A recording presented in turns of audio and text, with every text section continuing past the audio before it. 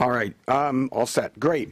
First of all, I too would like to thank the committee for the opportunity to be here to express my thoughts and concerns, just to make sure these are my thoughts and concerns regarding mitochondrial transfer procedures as a potential intervention in human reproduction. I know I've got the little thing here, but if I somehow go on too long, Jeff, just pick up something heavy and blunt and throw it at me. It's what the people in my parish do anyway. So what I'd like to start with, though, is I'm fascinated by this in part because I must admit this is deja vu a bit for me. I recall conversations I used to have in the late 80s and early 90s on this topic with David Tomasma and Mike Zinnemann. And they actually published an article on this, Germline Therapy to Cure Mitochondrial Disease, Protocol and Ethics of an In Vitro Ovum Nuclear Transplantation, and this was published in the summer of 1995 in Cambridge Quarterly of Healthcare Ethics. So interestingly, you will notice from their title, they referred to their in vitro procedure as germline therapy to cure mitochondrial disease. While today, we are questioning if this is truly germline therapy, if this procedure should be done in embryos instead of ova, and if this intervention is actually an ovum or embryo selection process and not a cure. While our scientific understanding and reproductive technology has changed dramatically in the 20 years since that article, our overall discussion of this issue has not changed as much. We are still continuing to debate and discuss the status of human embryos and the ethics of human genetic manipulation. And while the science and technology have advanced over these decades in many unpredicted ways, it remains the case that the science does not and will continue to not determine how and why decisions are made regarding how and when and for whom we will use technologies such as nuclear transfer, though certainly the scientific information does and will help shape our decision-making processes because it tells us what options are available and what results have so far been obtained in preclinical research. Therefore, I am eager to be here today to address some of the key social and ethical issues that are raised by the question of whether or not we should pursue clinical trials regarding these nuclear transfer technologies in the United States.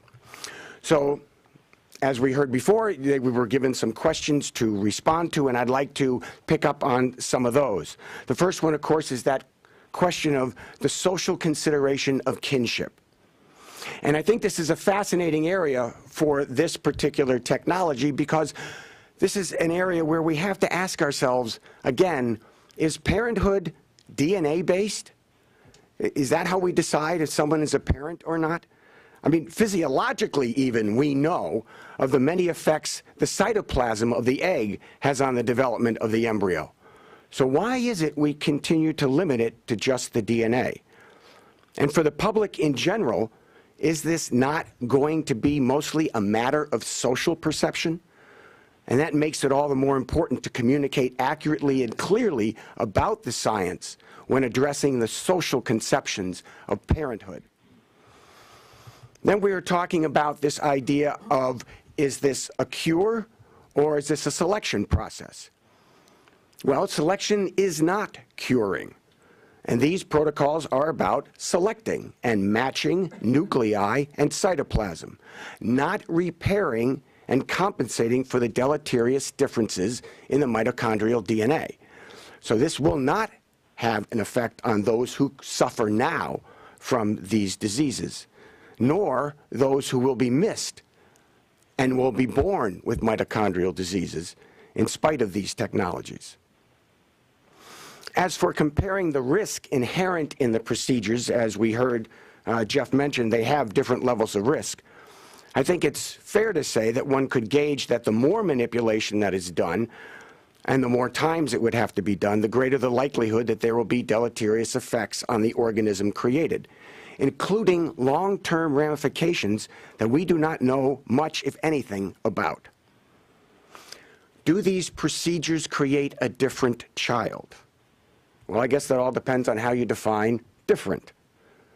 I mean, any biological manipulation of this significance so early in development is going to create a different child physiologically. That's just the case. The question is, how much difference does that make? And that then gets back into social conceptions and perceptions. The risks of the procedure, and can we do consent well in these procedures? Well, again, it's fascinating to me, how are we going to determine whether the donor is giving healthy mitochondria?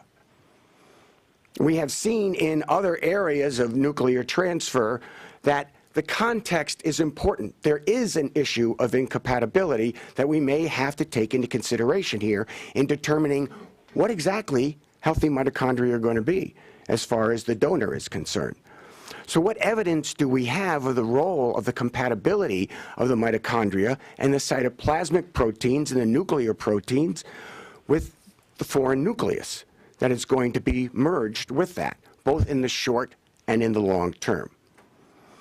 Now, of course, there will be significant medical risks to undergoing these procedures, and we would need to include the unknown long-term risks of ovarian stimulation procedures that would most likely be used to obtain the numerous eggs that would be needed to do clinical trials, and also the risks of financial incentives used to get women to donate these numerous eggs that would be required to do clinical trials, and from whom would these eggs come? Would it be ethical to use donor eggs from women other than those considered to have the best eggs? So how will this small group of young women be incentivized to donate the numerous eggs that will be needed for these clinical trials? Addressing these issues honestly and openly will be key to achieving a good decision-making process regarding whether or not to pursue clinical trials for these technologies. As for the moral status of embryos and oocytes, I'm intrigued that we're still having these discussions because we've been having them for decades now.